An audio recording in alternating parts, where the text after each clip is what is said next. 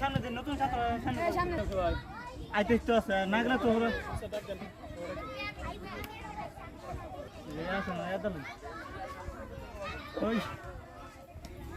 জলদি আসো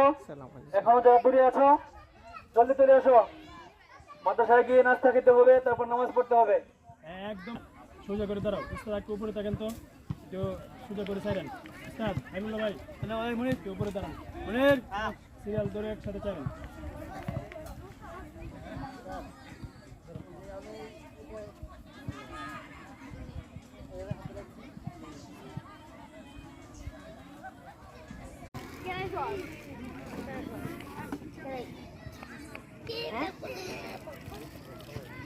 তাড়াতাড়ি আবার